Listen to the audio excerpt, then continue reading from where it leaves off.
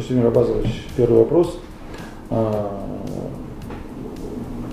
существует Министерство юстиции, у вас, я так понял, Чуйское управление юстиции. Бишкекское. Вот объясните мне и многим гражданам, чем занимается ваше ведомство? Бишкекское управление юстиции, как структурное подразделение Министерства юстиции, мы являемся регистрирующим органом. В нашу функцию входит регистрация всех юридических лиц по Чуйской области и городу Бишкек. Это средства массовой информации, общественные объединения и коммерческие организации. Частное световодство разного рода, значит, и другие коммерческие организации. Законодательно установлены сроки, порядок их регистрации, что мы исполняем. Кроме того, мы проводим правовую пропаганду. Наши государственные нотариальные конторы находятся в нашем ведении. Мы организуем и обеспечиваем их работу по Чуйской и городу Бишкек. Также через нас проходят все нормативные акты органов местного самоуправления, представительных органов местного самоуправления. В основном, вот если вкратце остановиться, вот основные наши функции в этом заключаются.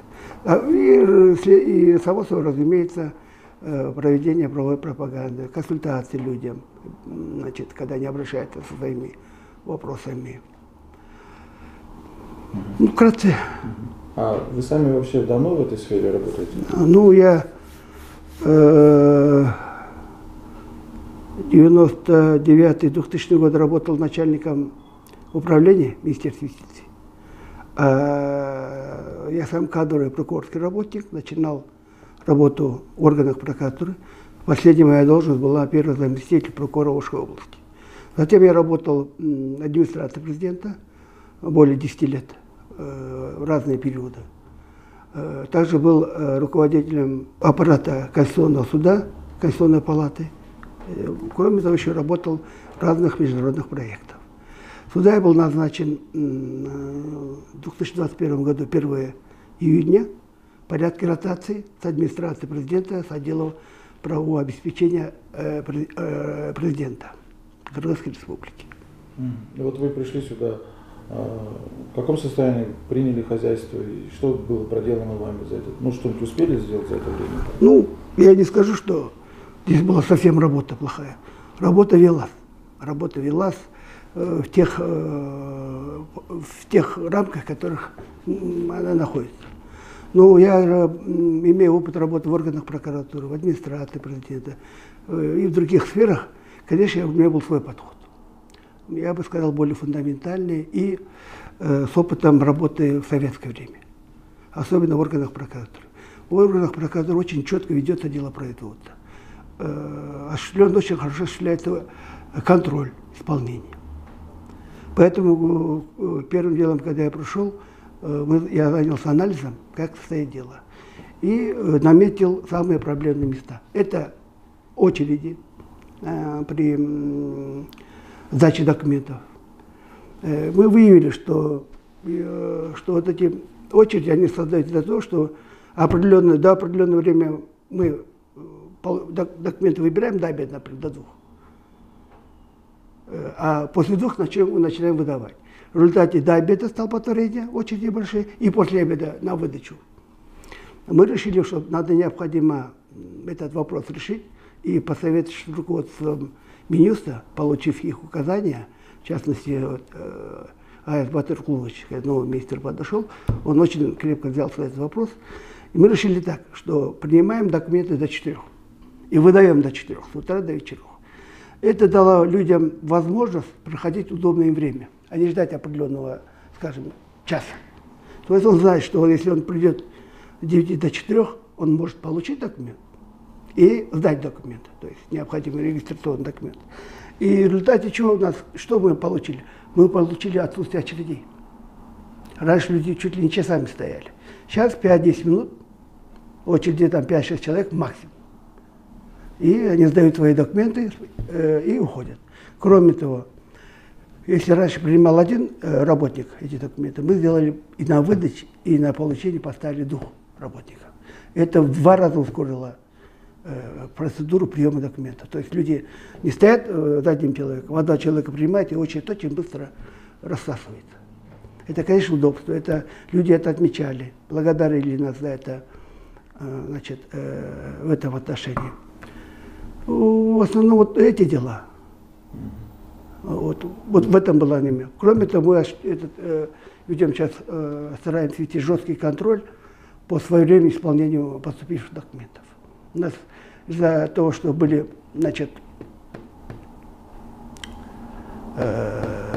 нарушены сроки рассмотрения документов, у нас ряд работников получили соответствующие дисциплинарные взыскания.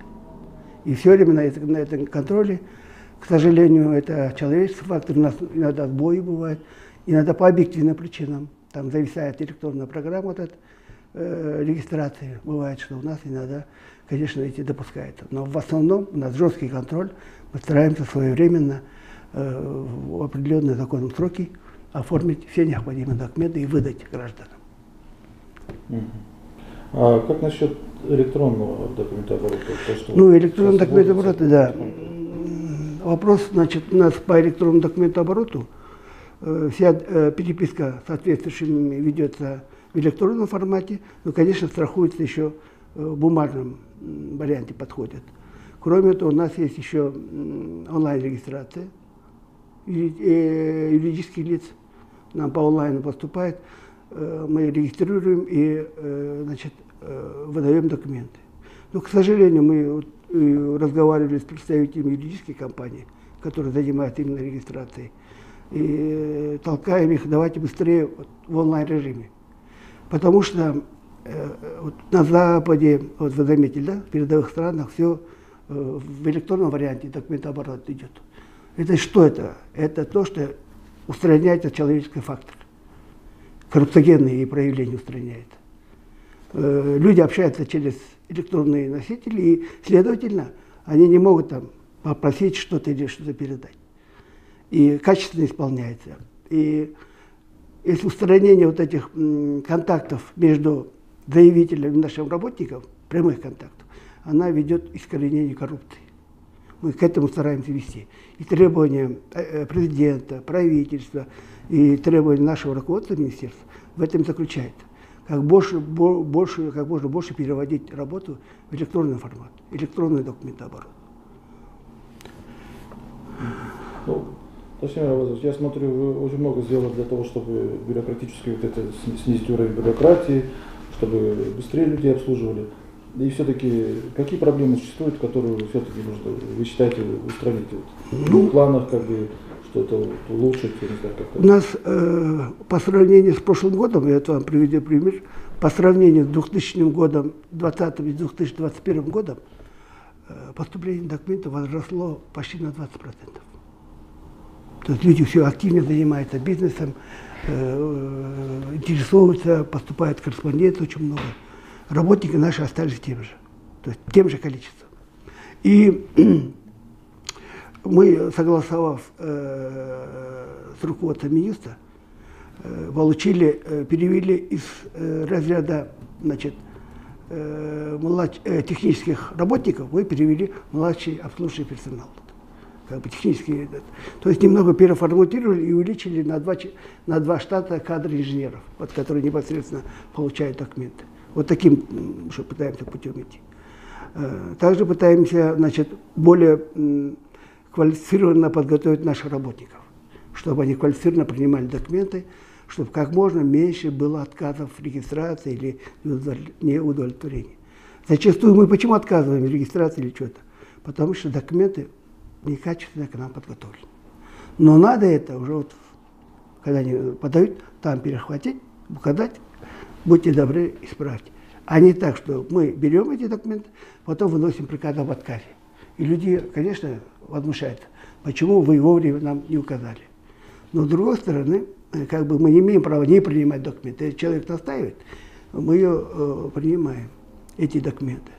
И, конечно, повышение требований к нашим работникам. как можно больше требований, повышения их ответственности, их работоспособности, вежливом обращении с людьми. Вот эта работа неустанно у нас ведет. Все время, потому что имеются жалобы на, скажем так, на некорректное поведение наших работников. Надо это признать. И мы жестко боремся с этим явлением. Здесь больше, значит, надо вести работу именно вот, в поломке сознания наших работников, что они не начальники какие-то, а они слуги народа. Если вот образно сказать, государство, народ платит налоги, за счет этих налогов государство платит зарплату, чтобы мы обслуживали этот народ. Мы в них нуждаемся, не они в нас, а мы в них нуждаемся. Они должны знать, что они приходят к нам и получат качественную государственную услугу. Вот в этом вот наша работа в этом заключается. Вот.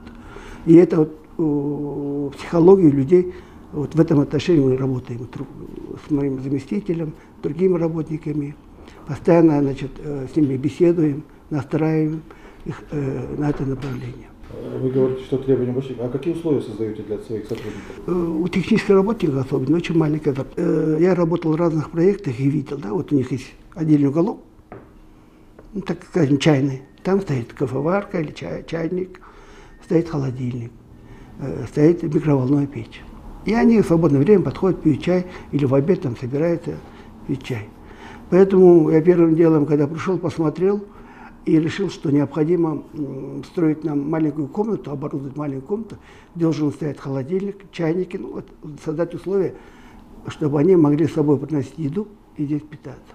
И мы нашли во втором этаже, вы потом можете посмотреть, место на лестничной площадке, и там оборудовали специальную комнату, закупили холодильник, чайники соответствующие, поставили столы, закупили табуреточки, и наши работники во время обеда приносят свои припасы и ставят в холодильник, ложат, и в обедный перерыв спокойно здесь питаются. Есть горячие, согревают свою еду, чай горячий.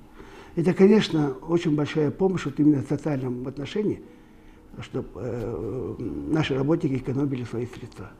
Кроме того, на улице мы сделали навес в летнее время, поставили стол и скамейки, чтобы в летнее время они могли выйти подышать, посидеть в душных кабинетах, работы много в душных кабинетах, чтобы они могли спокойно посидеть, подышать.